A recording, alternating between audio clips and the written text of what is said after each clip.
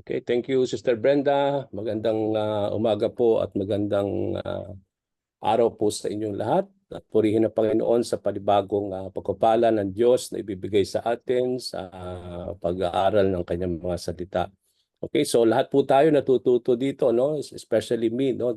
As I study the word of the Lord, nare-remind din ako at the same time God is giving me new insight, no, as we study His words. Sabi nga natin, ilang beses na nating napag-aralan, nabasa itong Book of John. But then since from time to time that we study these words, no, God is giving us new insight, no. God is continuously speaking unto us through His words. Kaya sabi nga natin, wala tayong sawang magbasa ng salita ng Panginoon kahit paulit-ulit na natin itong nababasa, mga kapatid, because God is continuously teaching us. Last time, to remind us and to connect us with our lesson today, we talk about the last part of John chapter 4 wherein Jesus Christ heals the official son. Okay? At isa sa mga highlight na natutunan natin at that particular lesson is how we are to take Jesus at His word. When the official heard that the Lord, okay, you go and your son will live, he take Jesus' word and he trusted with assurance that the Lord will fulfill His promise. Ganon din naman sa atin, no? We need to trust the word of the Lord with assurance. Sabi nga natin, with faith, as what the Lord has told us, He is indeed faithful to fulfill what He promised. Okay, now we will now enter chapter 5. And then we will be reading from verses 1 to 15. And it is now another healing from the Lord. Not only last time He healed the official son, now here He is now healing a lame man. And wonderful thing that we will be learning from the Lord today. Okay, let's all open our Bible in the book of John chapter 5 from verses 1 to 15. If you can read with me as I read it for all of us. Okay, John chapter 5 from verses now 1 to 15. Afterward, Jesus returned to Jerusalem for one of the Jewish holy days. Inside the city, near the sheep gate, was the pool of Bethesda with 5 covered porches. Crowds of sick people, blind, lame, or paralyzed, lay on the porches. One of the men lying there had been sick for 38 years. When Jesus saw him and knew he had been ill for a long time, he asked him, "Would you like to get well?" "I cannot, sir," the sick man said, for I have no one to put me into the pool when the water bubbles up. Someone else always get there ahead of me." Jesus told him, "Stand up, pick up your mat and walk."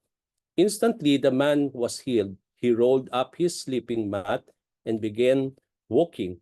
But this miracle happened on the Sabbath. So the Jewish leaders objected. They said to the man who was cured, "You cannot work on the Sabbath. The law doesn't allow you to carry that sleeping mat." But he replied, "The man who healed me told me, 'Pick up your mat and walk.'" "Who said such a thing as that?" they demanded.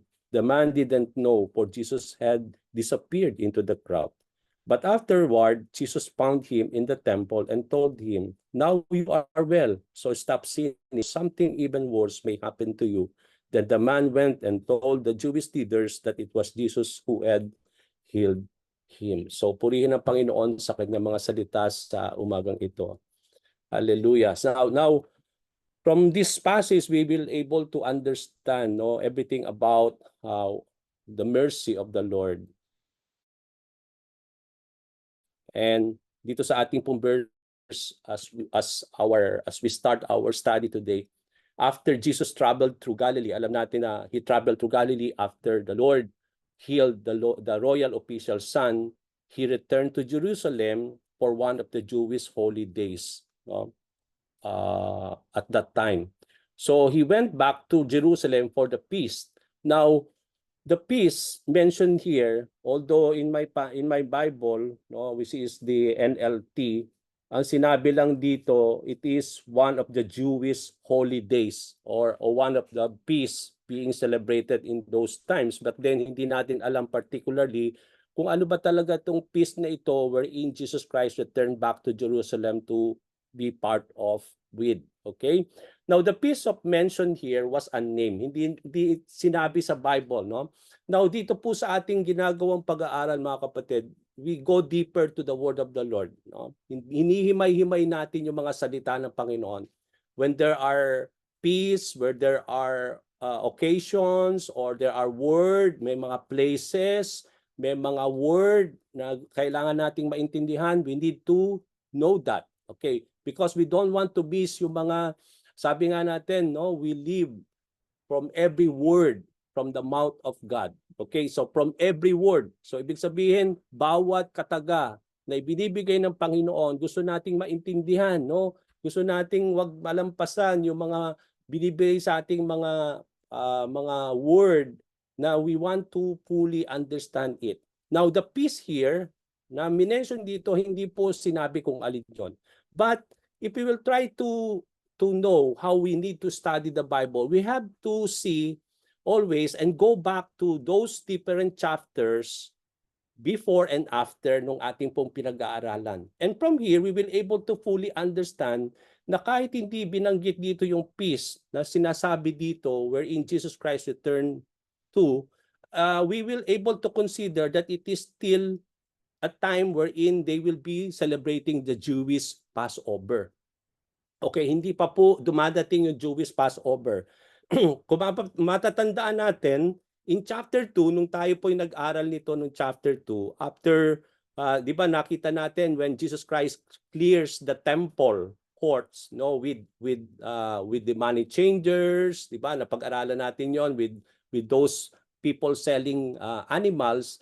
It is almost a time of peace over. Okay? Ito po ay nangyari almost the time of the Feast of Passover. So hindi pa po na-celebrate, but it is almost. So parating na ang sinabi doon.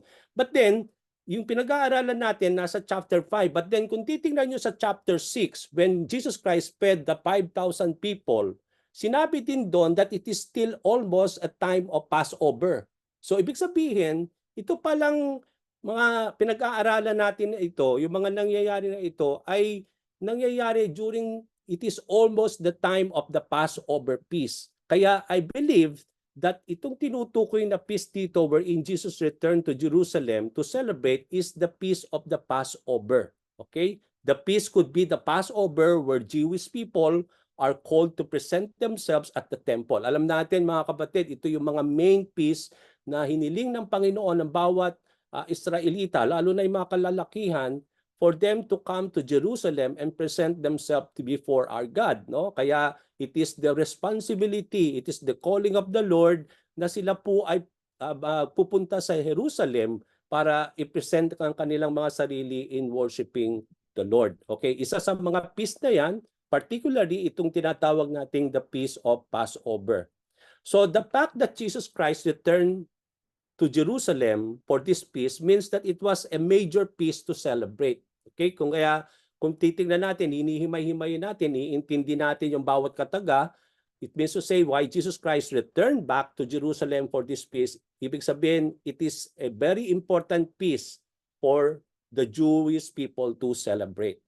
So the plot of our passage happened nearly at the time for the Passover feast. So yun po yung plot ng ating story. Okay? Now, verse 2, inside the city, nung si Jesus ay napunta na sa Jerusalem at pumasok siya sa syudad ng Jerusalem, meron pong pool of Bethesda, okay, with 5 covered porches near the sheep gate.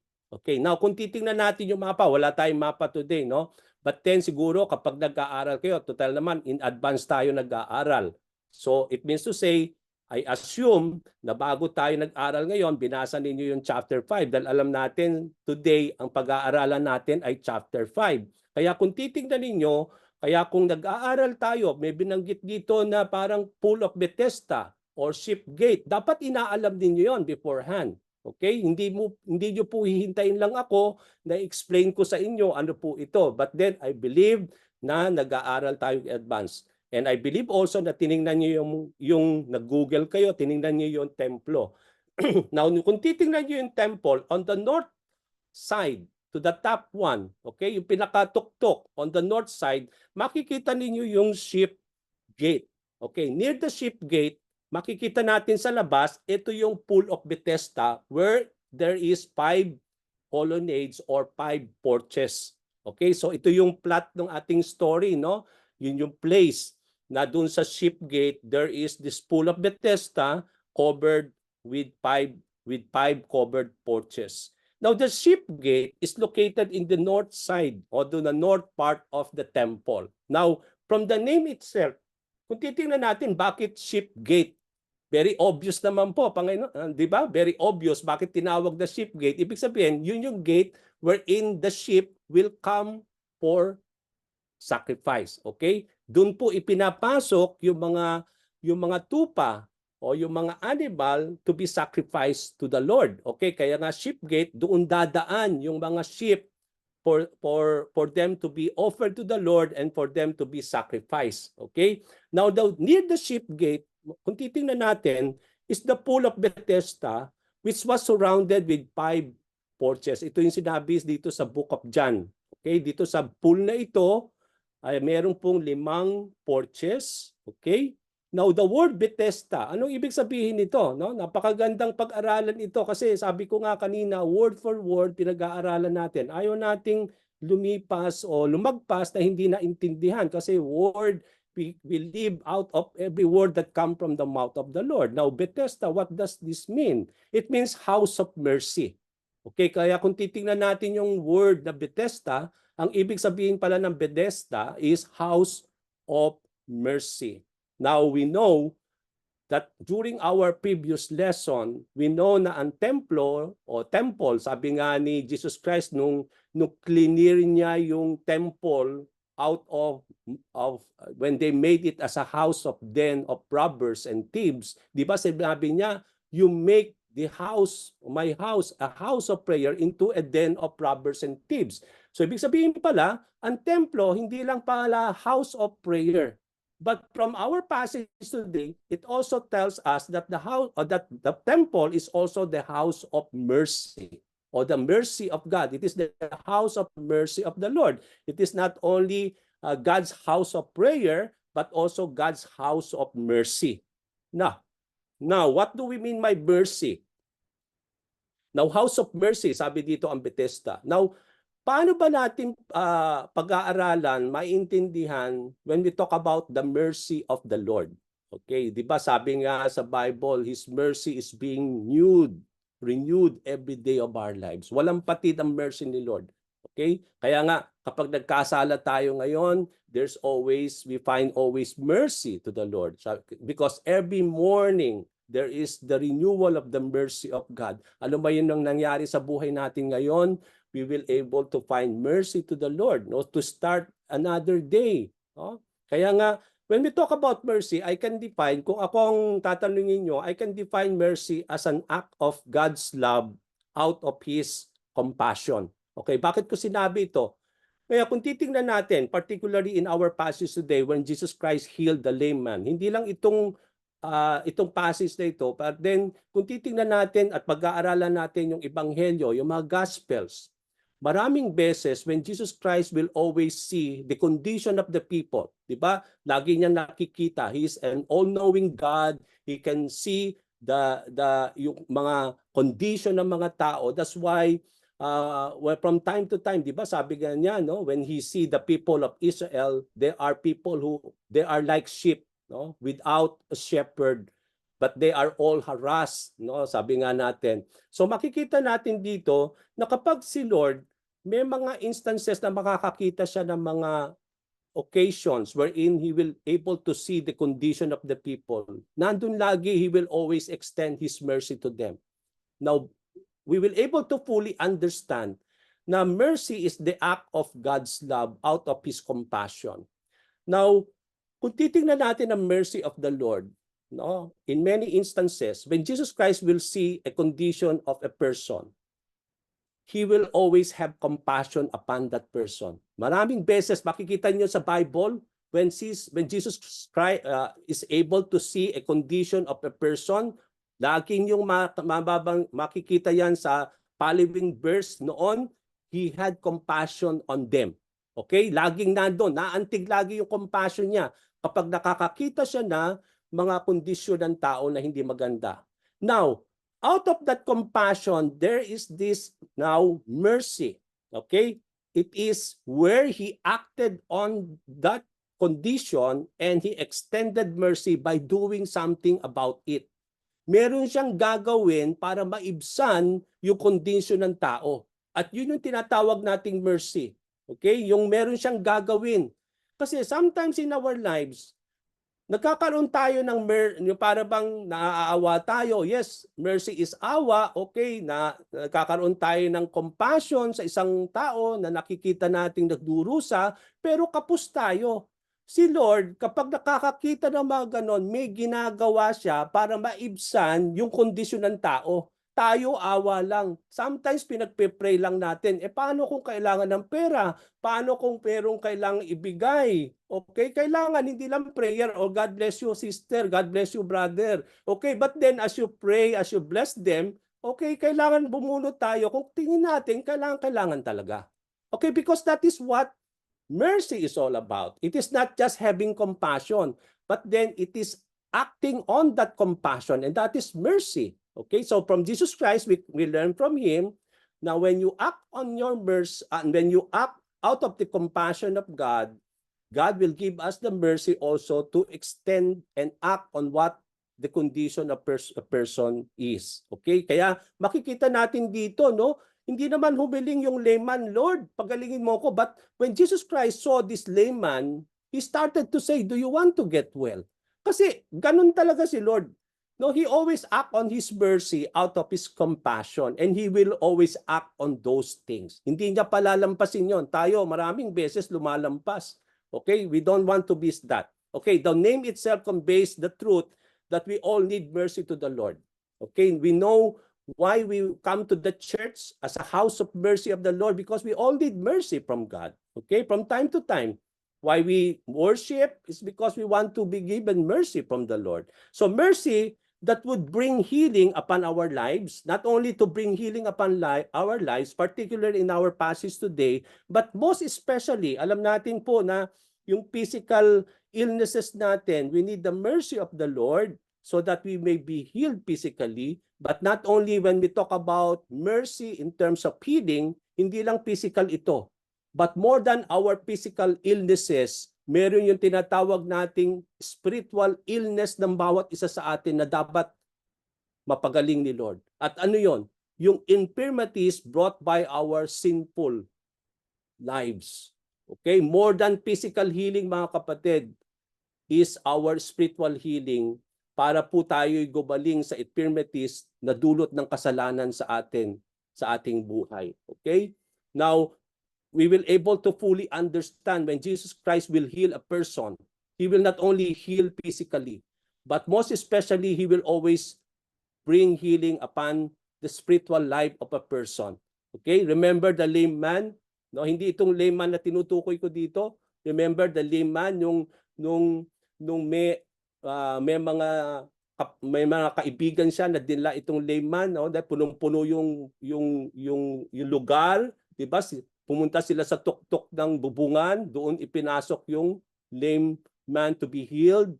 Okay? Then Jesus Christ started to heal, not only to heal him physically, but then also he started to say that your sins are forgiven. Okay? So makikita natin dito when Jesus Christ ministered, he always ministered body, soul, and spirit, especially when it comes to our infirmities brought by our sinful nature.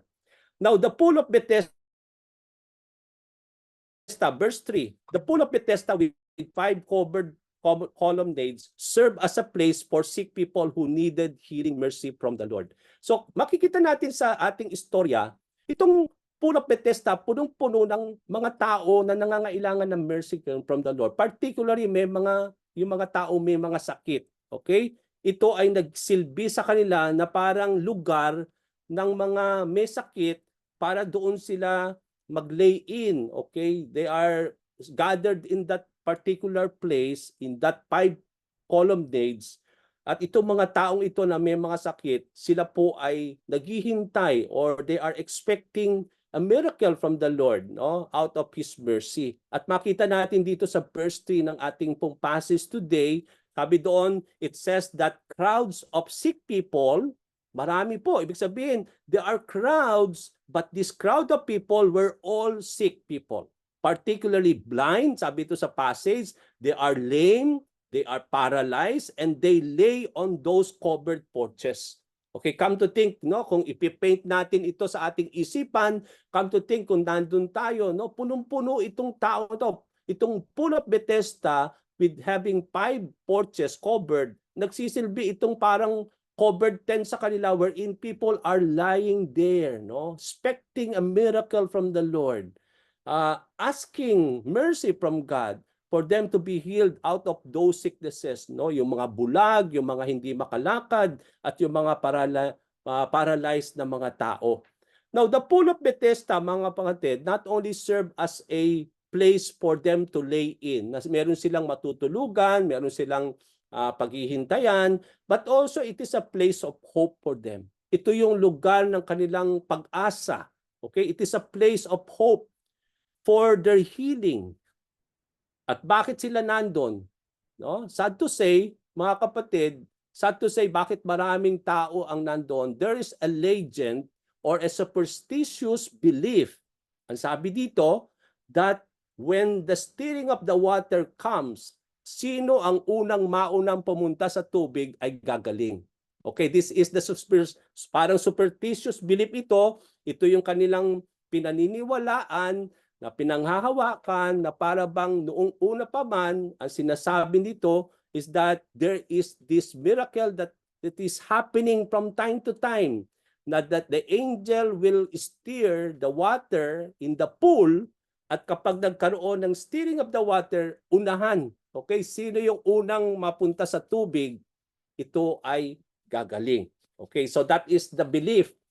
Bakit marami pong tao nandoon? At that you can see even in the life of the lame man. Okay? Yun yung ba't siya nandoon is because he's expecting miracle, wherein na talagang sabi nga niya na talagang kaya lang ang problema, hindi ako makapunta doon, hindi ako makauna. Talagang hindi siya mauna dahil hindi siya makalakad.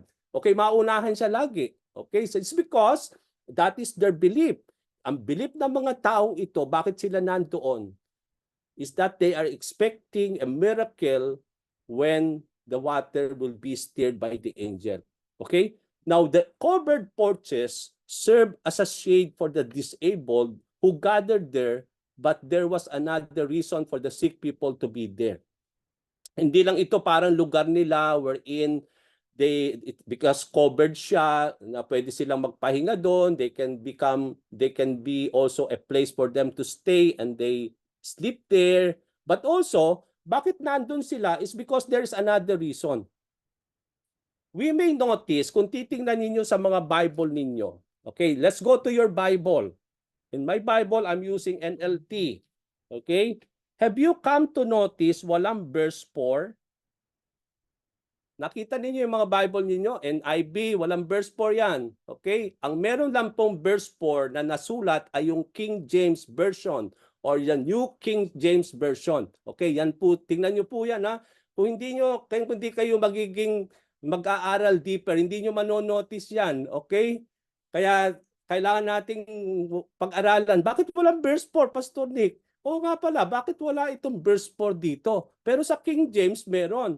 Kung titingnan nyo yung New King James Version, ang verse 4 na wala sa Bible ninyo, ito po. Ang sabi po sa verse 4 sa New King James Version, for an angel went down at a certain time into the pool and stirred up the water. Then whoever stepped it first after the stirring of the water was made well of whatever disease he had. Okay, yan po yung verse 4 na wala sa inyong mga Bible. Wala rin dito sa NLT. Verse 5 kagad after verse 3. So, napakagandang pag-aralan. Bakit kaya? Bakit pa inumit ito ng mga major translation of the Bible? Okay? Now, ang sabi dito mga kapatid, if we will go to understand it, it is not included in most modern translation because it is unlikely to be in the original text. Ang sabi nila, wala daw yan sa most of the original text. Okay, alam natin mga kapatid, nung translate ito into English, Meron silang basihan kung saan yung original text, okay, sa original text. At karamihan daw sa mga original text, hindi lang isang original text to, no? Maraming mga original text na pinagbasihan sila at kinumpare na wala talaga yung verse 4 doon. But then doon sa original text wherein sa King James Version, nandun po yon. Okay? But then it was not found in many of the original texts, or it is not found in the older or more reliable manuscript. Kaya this considered as a disputed text. Kaya sa mga modern translation, tinatanggal nila yan kasi it is a disputed text, whether it is part of it o baka nalagay lang. Okay? Remember, in those times, wala silang printing press. Okay? When they duplicate the manuscript, they write it by their hand. Okay? Kaya nga, kaya meron tayong mga original text, mga manuscript, hindi naman yan piniprint sa printer, okay? No, they just copied it with their hands. Kaya nga, mapapansin ninyo in the Old Testament times, additional information and knowledge for us kapag merong inanoint si Lord na king, okay? He has to write his own scripture of the word of the Lord. Okay? Makikita natin dito, he has to write by his own hand. No, kailangan niya magkaroon ng sariling kopya ng salita ng Panginoon. Okay, so here they duplicate, they try to have so many manuscript in those times. Kaya marami tayong mga original manuscript written in Hebrew, written in Greek, at dito nila talaga kino-compare yon. Sometimes nakikita nila meron mga ito wala dito, ito meron doon. It's because it is not because there's a problem with the word of the Lord, but there's a problem when copying it. Okay, yung po yung nagkakaroon ng problema. Hindi may problema ang salita ng Panginoon natin. Okay, we know that God's perfect is so really, sabi natin, without fault, without any error at all. But then siguro in terms of copying it, doon nagkakaroon ng mga problema. Okay? Now dito, tinanggal ng mga modern translation in verse 4 kasi they considered it as a disputed text. No? This raises theological question. Nagkakaroon ng theological question kasi kung titingnan ninyo, kung gagawin natin itong panghahawakan natin yung verse 4. Okay. Ito parang sa akin lang Not I'm trailing this is something that you have to also believe. Now for me, okay, this is something for me only. Theologically, sabi rin nila, okay, if talagang kailangan nating panghawakan yung verse 4, do you think that is the God, ganun gumawa ang Lord sa atin when it comes to miracle? Unahan? Ganun kaya si Lord? Okay, mag-i-steer ako, okay, magkakaroon ng healing, okay, unahan kayo o sino yung unang mauna, yun lang ang gagaling. Do you think God only want to heal one person only? And why does the Lord will do that in terms of parang contest siya? Na para bang, okay, unahan tayo dito. Ganun kaya si Lord? No, so that is undisputed thing. Alam natin, hindi ganyan si Lord. Kung kailangan niya pagalingin ng tao, lahat, pagagalingin niya yan lahat. Hindi lang isa lang. Kaya they remove it. This because parang hindi ito yung parang wala siya sa context when it comes to God. Isn't it? Yung para bang there's a question such as why God would make healing a contest. Para bang nagiging contest yung healing ni Lord. Okay? Na para bang yung kanyang or express miraculous power in such a random yet repetitive way. Para bang random lang siya or para bang repetitive lang siya pero very small people lang or even one person can only be healed. I don't think God will do that, no? If really God is a merciful God and compassionate Lord, He will not do that just only for a person na parang, okay, unahan kayo. No. And that's why, for many theologians, for many things, they remove it. Okay? According to the, kung makikita natin, according to the manuscript evidence, the text was not part of the original text of the Gospel of John. Kaya nung nakita nila, no, nung tinranslate ito into English from the original manuscript, marami sa mga manuscript wala itong verse 4. And that's why, but then nakita nila sa King James sa original text, no, na wherein alam natin po yung unang translation is the King James version, but then sa ibang mga reliable manuscript wala po doon yung verse 4. So they might have been written, ang sabi nila, it may be somehow a note na para lang inilagay doon, but then it was copied as a part of the chapter itself. So hindi natin alam po ano yung totoo, but then napakagandang tingnan lang, manotice na wala po yung verse 4 sa inyo. At dahil lang siguro, ang sabi ko nga sa inyo, ang reason is because it is an undisputed text, especially when it comes to the very nature of God. Kasi alam natin hindi ganun si Lord. Gumawa ng miracles of healing when that his miracle of healing become a contest wherein people needs to mag-uunahan para po gumaling. Okay? So that is not what we see from God. Okay? Verse 4, the Bible does not teach us that this actually happened. Rather, it is a superstitious belief or legend that many people, particularly sick, believe at that particular time. Okay? Hindi ito, kaya nga itatama ito ni Lord. Itong instance na ito, itatama niya yung maling paniniwala, yung maling pinanghahawakan ng tao that the healing comes by the stirring of the water, but healing comes from God alone. Okay? It is God who heals, not the pool who heals. Okay? So itatama nga niya ito. Kaya itong situation natin na ito nagpapatunay na itong mga taong ito ay nandoon because of that belief of the stirring of the water. That is what they are waiting at that particular time. Okay, verse 5. This explains why many sick people were gathered in the covered porches waiting for the stirring of the water in the pool, and one of these people who is expecting is this lame man. Yung ating character sa ating pong chapter 5. Okay, makikita natin dito.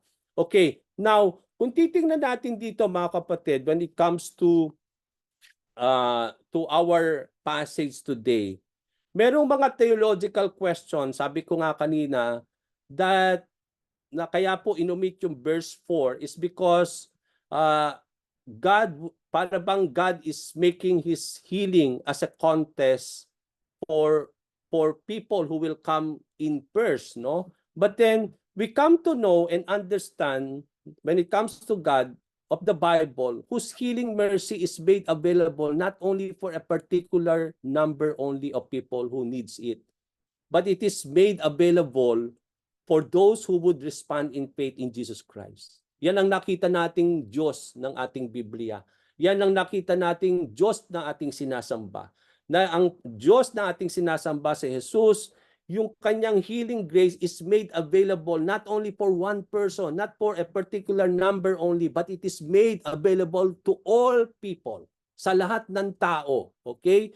Come to reflect if our God deals with people by contest o paligsahan. Okay, come to think kung ganun lagi yung God natin. Come to think ang God natin sinasamba, pinaniniwalaan, no? Parang contest ang kanyang approach sa atin. Who will come first?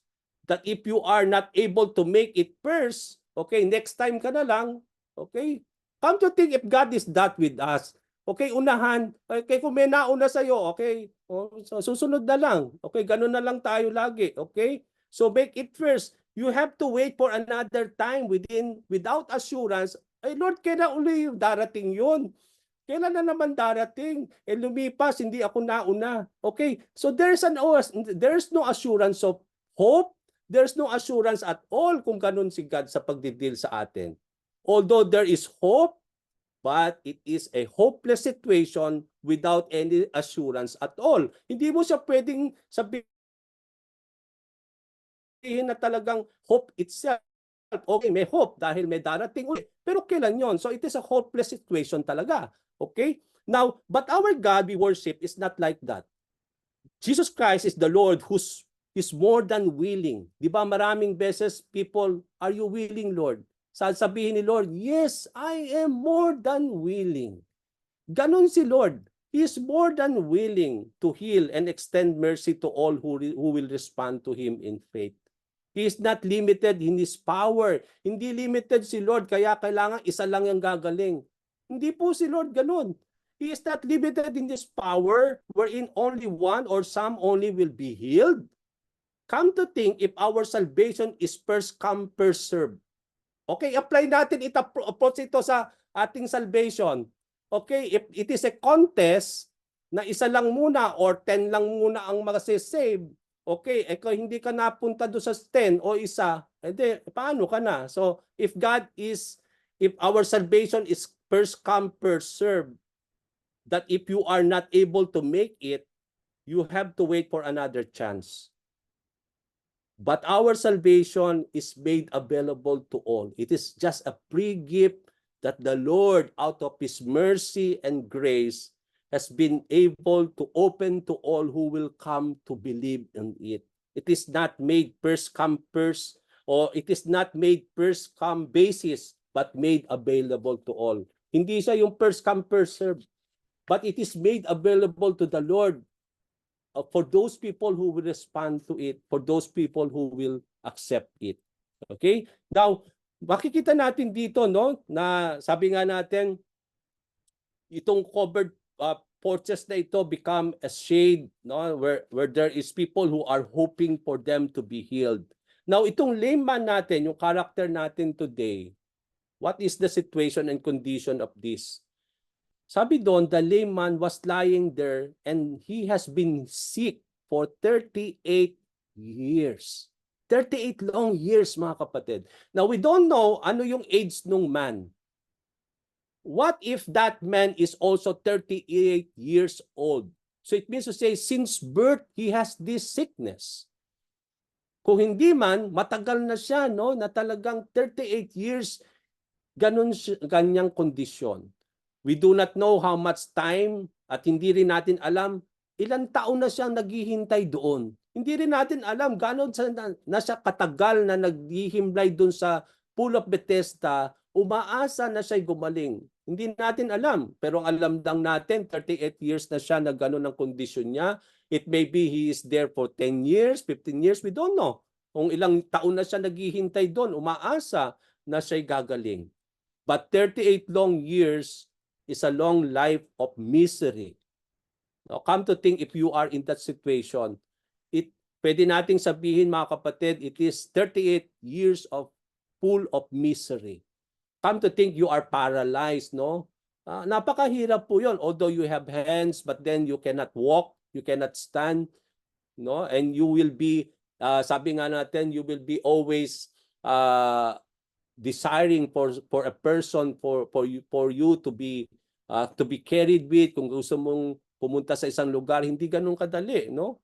And that's why in verse 6, when Jesus saw, kaya nga sabi ko nga kanina, yung mercy ni Jesus Christ is so great that He always see the condition of the people. Hindi kailangan na magtanong siya or alamin pa niya. Instantly, kapag nakikita ni Lord ang isang tao, nakikita niya ang kondisyon ng isang tao. And then from here, makikita natin dito, particularly verse 6, ang sabi doon, when Jesus saw him, hindi nakalagpas sa mata ni Lord itong kondisyon ng taong ito. That he knew, hindi lang siya nakita ng Panginoon, pero ang sabi sa Bible, he knew that the lame man had been ill for a long time. Okay, tingnan niyo po sa verse 6. Tingnan niyo po doon, no? Sabi niya dito, no?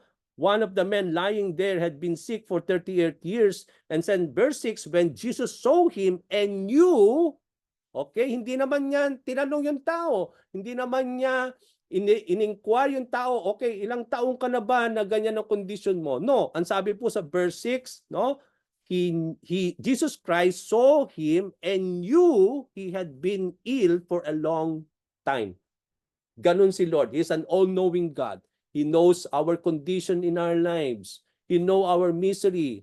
He knows yung ilang taon na tayo nagdudusa. Okay? So from here, makita natin yung truth na yan from our passage. Okay, so when Jesus saw him, he knew that the lame had been ill for a long time. Ano sinasabi nito sa atin? First, ito ay nagtuturo sa atin that Jesus, our God, is able to see our condition, especially our afflictions in our life. Okay? Nakikita niya. Don't put into your mind that God is not seeing you in your condition in your life. Alam ni Lord yung condition ng bawat isa sa atin.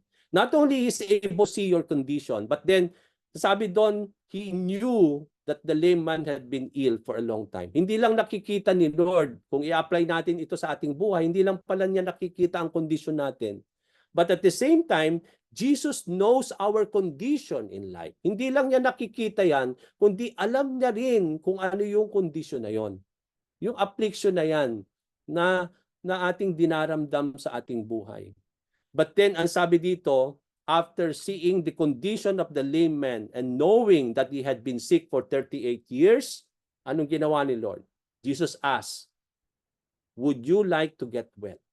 Yun yung nakita natin. Okay? After seeing the man, and then after knowing that he had been ill for a long time, ang sinabi ni Lord doon sa taong yun, gusto mo bang gumaling? Okay. Now, from that very words of the Lord, sa pag-aaral ninyo, you question the word. Ito yung right. Sabi ko nga, kapag sa ating pag-aaral, tinuturuan ko kayo mag-aral. Kapag nag-aaral tayo ng Bible, you question the scripture. Okay? You try to ask question. Okay? Now, from the very statement of the Lord, ang sabi ni Lord, do you want to get well? Ngayon, kung ako mag-aaral niyan, tatanungin ko sa sarili ko, Lord, di ba you are able and willing? Ba't kailangan mo pang tanungin? No? Ba't kailangan mo pang tanungin, Lord? Obvious naman talaga gustong gumaling nitong taong ito. Okay, but bakit pa tinanong ni Lord yun? Okay, maganda kasi tinatanong ninyo yung scripture kasi nauunawaan natin. It gives us insight. Ganon po ang right and proper how we need to study and observe the scripture. Tinagtatanong tayo, bakit? Anong dahilan kaya? Okay? Kasi naiintindihan natin. Okay? We may be wondering why Jesus has to ask if the man like to get well. Very obvious naman na talagang gusto niyang gumaling. Okay? Now, bakit Lord? Ba't tinatanong mo pa? Bakit hindi mo na lang pagalingin? Okay?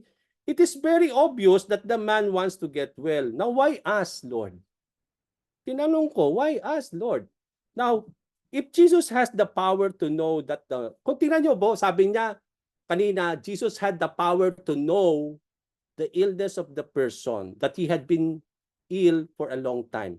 Kung may kapangyarihan pala si Lord na he has the all-knowing power to know everything about a person, so pakikita natin, then he knows very well that even the desire of the person of that lame man, bawat isa sa atin, alam ni Lord ang buhay natin. Alam niya rin yung mga desires natin. Alam niya rin yung lahat ng mga particular na mga nilalaman ng ating buhay. Kaya hindi lingid kay Lord na ang desire ng taong ito ay gumaling. And that is not something that is not hindi alam ni Lord. If God knows the person fully, then alam niya din yung desire ng taong yon. So bakit niya kailangan tanungin pa? The truth that he has, that sabi nga natin, the truth that he was in the pool of Bethesda tells that he wants to get well and be healed. Now, why ask Lord? Although Jesus knows very well that the man wants to get well. Alam ni Lord yan, na gusto niyang gumaling. Pero bakit tinatanong pa niya? He still asks the man so that the Lord may directly hear it from the man. Okay, now, pupunta tayo sa context of prayer. Di ba sa prayer, bago pa tayo magsalita, alam na ni Lord yung prayer mo eh. Okay? Now, bakit gusto pa rin niya mag-pray ka? Okay? He can just simply act kung saan nakita niya, alam na pala niya yung hihilingin natin, bakit hindi na lang niya igawad kagad yon? Bakit kailangan nating mag-pray pa, sabihin ng ating mga labi? It's because that is our faith is all about. Okay? That is how we are expressing our concerns and our needs out of our mouth, calling upon the Lord. No, gustong-gusto ni Lord na yun ay naririnig niya sa ating mga labi. Although alam niya na gusto nating gumaling, may kailangan tayong ganito, although alam na niya yan lahat, pwede naman niya ibigay na yan kagad right there and there, but then He will not do that because He still wants you to ask it to Him. Okay? He wants it to be expressed out of our mouth. And that is what faith is all about, mga kapatid. Yan ang tunay na pananalig natin sa Panginoon. Doon natin ipinakikita yung ating dependence upon our God. Okay, even though God knows already what we will be praying from Him, but He longs to hear it from all of us. He wants to hear it from our mouth. At yan po yung ating Panginoon Diyos. He is a personal God. And that's why Jesus Christ will not really act even without asking a person, because He wants still for that person to respond in his faith to the Lord. So when Jesus asked the lame man if he wants to get well, the man replied indifferently. Okay, kung mapapansin natin, dito natin mapapansin na yung hope or yung pananalig ng itong taong ito ay hindi po the right hope or the right belief that the man has. Kasi kung titingnan natin, kung siya ay nag-i-expect ng miracle from God, and then Jesus Christ asked him, "Do you want to get well?" Then ang ine-expect nating sasabihin ng taong ito, yes. Okay?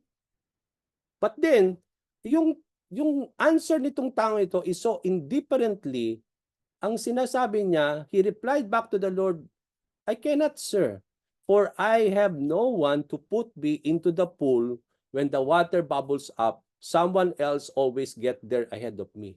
Ano sinasabi nito? From the reply of the man, we can sense that he misunderstood yung question ni Lord that he was asked by the Lord.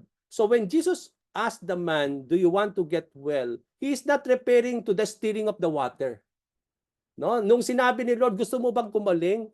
Hindi niya, ang ibig sabihin nun, yung kagalingan na ibibigay ni Lord ay hindi through the stirring of the water, but it is a healing that Jesus Christ will come upon Himself alone, not on the stirring of the water. At dito nga itatama ni Lord yung itong maling paniniwala na ito. Kaya kung makikita natin from the reply of the man, ang kanyang pag-asa, ang kanyang paniniwala ng magiging kagalingan niya ay yung stirring of the water, not from God Himself. Okay, not from the Lord Himself. Okay, it is not the stirring of the pool that the man would get well and be healed, but through the healing power of the Lord Jesus Christ. Yun ang itatama ni Lord. No? So dito natin makikita, the words "I cannot." Ang ibig sabihin nito pala, mga kapatid, the words "I cannot" signifies human effort to do something, but because of your infirmities, you cannot. Okay? Now, sabi ng Panginoon, gustuhin ko man, I cannot, because walang makapagdala sa akin doon sa tubig para ako ay mauna doon at gumaling. Okay? So, dito makikita natin, from the very words of this man, para bang ang healing is an human effort. That you have to do something for you to be healed. Okay? You have to do something. I cannot. It means, pag sinabi natin, I cannot, it means to say there's an effort that you need to do for you to be healed. And because of that, because of your infirmities, hindi mo siya magawa. Okay? So, yun po yung understanding itong taong ito. It is obvious that someone would always get to the pool first because of the disability of this person. Ini-expect na natin talaga na kahit may stirring of the water, mahuhuli lagi itong taong ito. Kasi paano siya pupunta sa pool? Paralyzed nga siya. Hindi siya makatayo, hindi siya makalakad. Kaya not unless there is someone who will carry him there. But then, come to think of this, unahan ito, mga kapatid. Okay, but then because of his situation, he cannot really bring himself to the pool to be healed. For the man, his hope of healing is upon the stirring of the water. Yung kanyang pag-asa na gumaling ay dun sa tubig, which the Lord wants to deal with. The true source of healing, mga kapatid, is not the water itself, but God alone. Jesus alone has the power to heal. Now, if this kind of belief, tingnan nyo po, may belief na pala na ganito, no? Na kapag gumalaw ang tubig, ang paniniwala nila, superstitious belief, gagaling isang tao. How many years we are now today from that time of the Lord.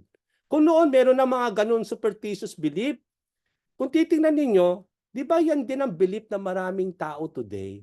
That you have to do something for you to be healed by yourself, okay? There is the same mentality of today in many people's life, no? Na many people try to find healing from the wrong source. Yung stirring of the water is the wrong source of healing. Hindi yan talaga ang source of healing. Di ba yung iba pupunta sa albularyo, okay, merong pakandi-kandila, no, yung merong mga kung anong usok-usok for them to be healed. Gumagawa sila ng mga iba't ibang mga pamamaraan dahil akala nila ito yung magiging source of healing for them. Okay? Just like the stirring of the water. Mga superstitious belief that these people will be healed when you go to this person and then doing such kind of this, no, they will be healed. But they failed to see that it is God alone who can heal their infirmities if they just come and believe in the Lord and allow Him to heal us. Yun lang naman talaga ang kailangan, lumapit sa Panginoon. Hindi na kailangan lumapit sa iba't ibang mga source, sa iba't ibang mga pamamaraan, iba't ibang mga kung ano-ano para gumaling. Iisa lang po ang susi ng kagalingan. Hindi lang po physically but also spiritually, at yan ang ating Panginoon Diyos through Jesus Christ.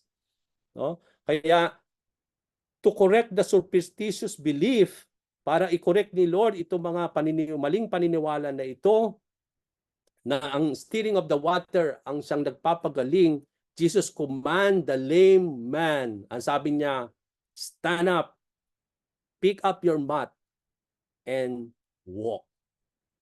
Okay? Now for the layman, that the command of the Lord is somehow the same, just like the same thing, no? Itong kagalingan, okay, for him to be healed by the stirring water, he has to stand up and then walk para siya'y mauna doon sa pool.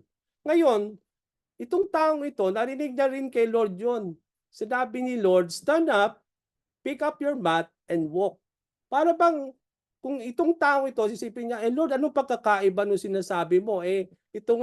Paano ako tatayo? Itong ang pagpunta ko nga sa pool, hindi ako makatayo. Ikaw din, ang healing mo, kailangan kong tumayo. Hindi nga ako, I cannot nga Lord, I cannot walk. Okay? Now, here is the difference here. It may be somehow the same thing that you have to stand, get up his mat and walk, but there is a difference here. Hindi siya pareho. Getting into the pool, being lame by yourself is impossible. Hindi talaga. Okay, without you being taken o carrying o walang taong magdadala sa iyo, hindi talaga, imposible talaga. But when Jesus told the man to stand and walk, it is not out of his own ability, out of all his strength that he will do it, but it is God who will do it for him if he will just believe. Yun ang pagkakaiba niyan. Yung healing ng stirring of the water, kailangan niya tumayo at pumunta doon. Ganon din naman, kailangan niya tumayo at maglakad ang hinihiling ni Lord. Pero may pagkakaiba yon. Kung ikaw ay pupunta sa yon, you have to do it by yourself sa pool for you to be healed. But when God is offering healing for you, you have not even to exert an effort to heal yourself. It is just for you to respond in faith, for the Lord is the one who will allow you, who will help you to stand and walk. Yung po yung pagkakaiba doon, mga kapatid. Hindi siya pareho. The difference is that although by himself he cannot do both ways alone, but responding in faith to what the Lord told him will bring miracle to happen. It is God who will make and enable the man to stand, for him to pick up his mat, and for him to walk, not by his own effort and ability and strength. So what happened? Verse 8, the verse tells us that the man was healed instantly. Tingnan niyo po yun, ha? He didn't wait any longer.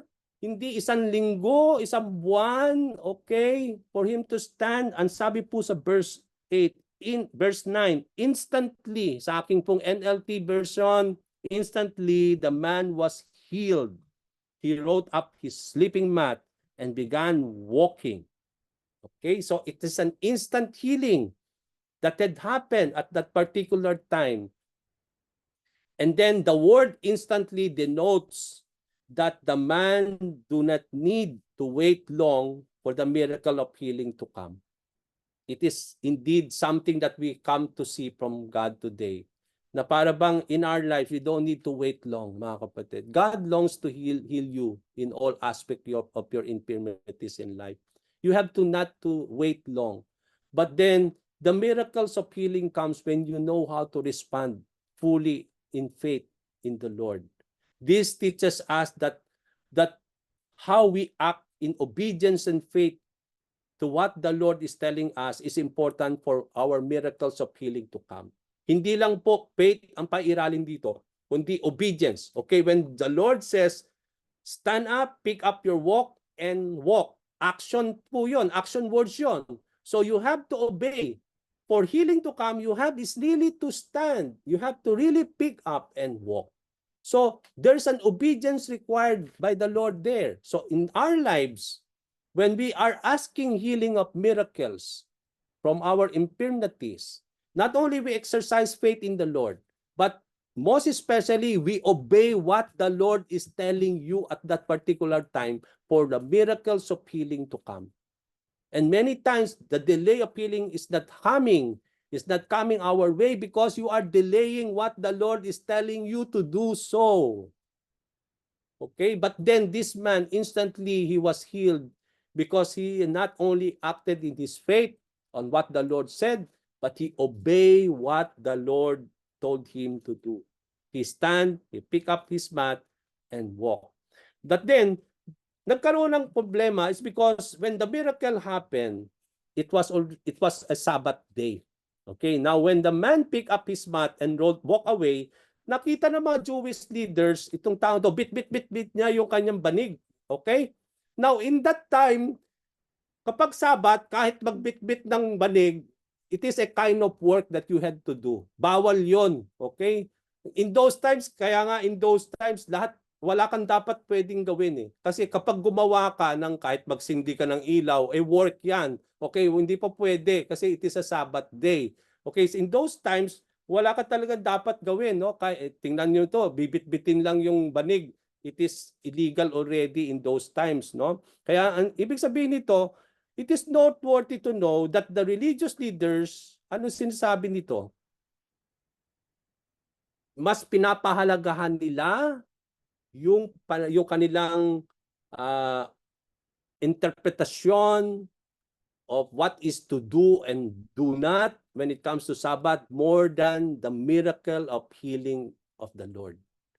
Di ba? Ang binigyan nila ng pansin yung banig. Hindi nila binigyan ng pansin nagbalik itong taong ito. Okay, parang lumipas yung para bang ang nabigyan ng pansin dito yung pagkuha ng banig kaysa naman dun sa miracle na ginawa ni Lord sa taong ito. Na-miss yun ng opportunity. Okay? They were not able to see the miracle of the Lord, but nakita nila yung disobedience to the Sabbath.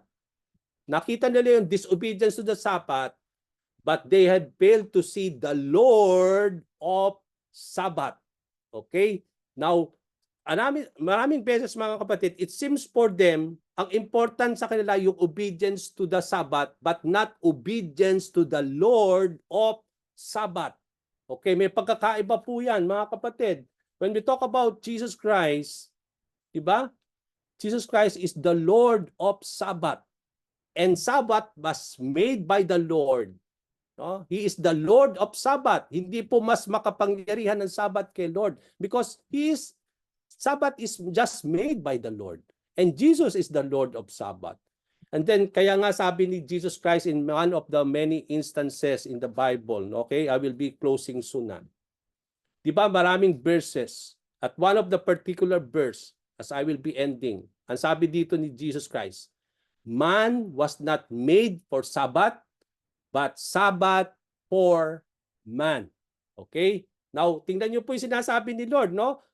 Hindi ginawa ang tao para sa Sabat, pero ang Sabat ay ginawa para sa tao. So ang tao ang mas mahalaga, hindi po yung Sabat, mga kapatid. Kaya nga si Lord, although Sabat, nagpapagaling pa rin siya. Kaya yung mga religious leaders, lagi siyang kinokompront. You are doing illegally. You are disobeying the Sabbath because you don't need to heal when it is Sabbath.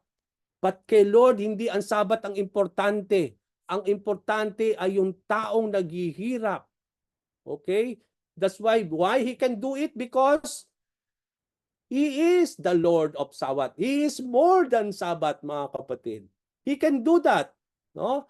Sabbath was made a blessing for man.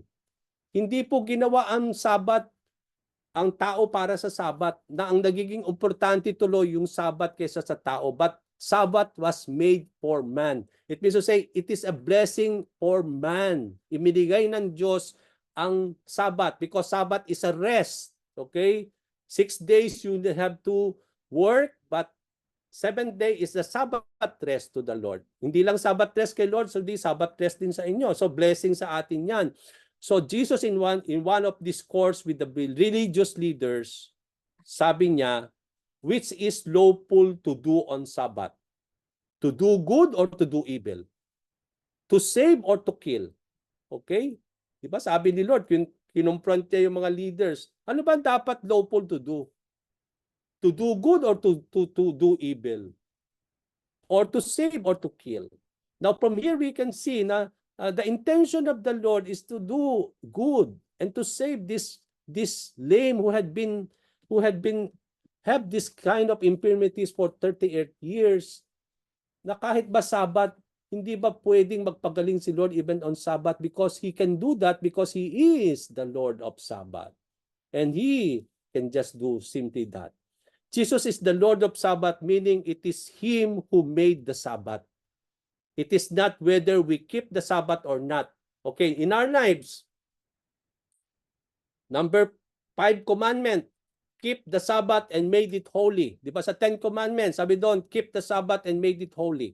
Okay, we are called to keep the Sabbath and made it holy. Yes, that's really true. Obedience of keeping the Sabbath is very important. Okay, now, what if you are keeping the Sabbath and you are keeping it, but not obeying and keeping the words of the Lord of Sabbath? Okay, may pagkakaiba yon. Okay? You can simply go to church on a Sabbath rest, but you are not obeying the Lord of Sabbath. You are not doing the will of the Lord of Sabbath. Okay? So ang mahalaga po hindi yung Sabbath. Whether you are keeping the Sabbath or not, but the most important here in our lives is we know how to follow and obey the Lord of Sabbath. Okay? Yung napaka-importante po yon. So when confronted by the Jewish leaders why he had done a wrong work when he carried his mat, ano sabi ng tao? A man told me to stand and carry my mat and walk. No, so nung tinanong siya ng mga religious leaders, hindi niya masabi kung sino yung taong yon. But afterwards, no, in verse 13, nagkita sila uli ni Lord. At sa kanilang pagkikita, iisang sinabi ni Lord, and this is where I end.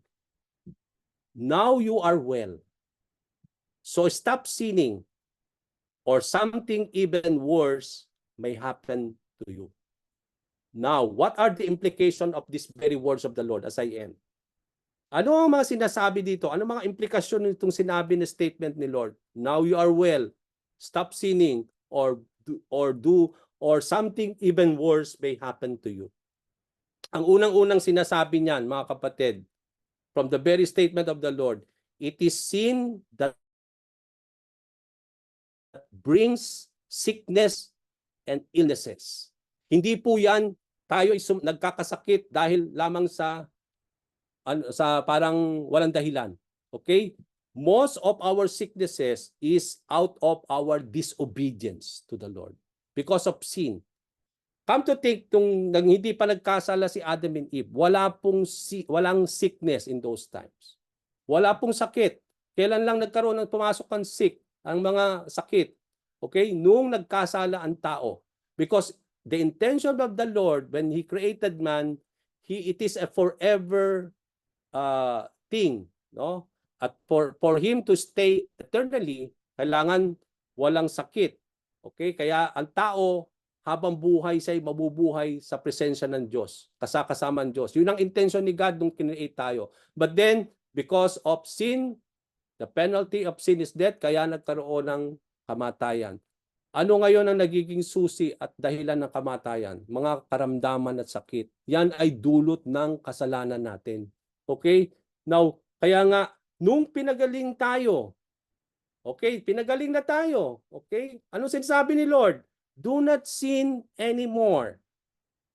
Okay? When we are healed, huwag na raw tayong magpatuloy mamuhay sa kasalanan. Bakit? Kasi if we will do that, even something worse may happen more than what you are experienced first. Okay? Even worse will happen unto you. So, even worse nung bago ka pinagaling.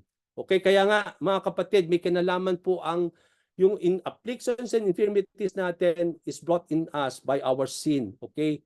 Our sin may lead something even worse than even before. And sabi nga natin, kaya nga, we don't need to sin. So more than physical healing, we need the spiritual healing from God. Hindi lang po physical healing ang inaasam natin kay Lord.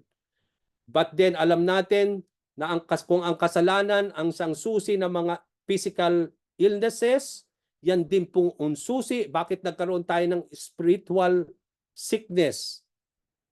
At yan po, sabi nga natin, ang kailangan natin ay hindi lamang po healing physically, but when we come to the Lord, for us to be healed, we need also to be healed spiritually when it comes to our sin.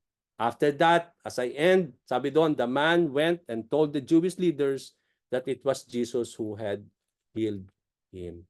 So praise God for this wonderful time. No? Napakabuti ng ating Panginoon. Bawat isa sa atin, hindi lang pinapagaling physically sa ating mga karamdaman, but more than else, we were being healed spiritually, and that's why we always experience the healing grace of our Lord. And God bless us all. I'll return this to Sister Brenda.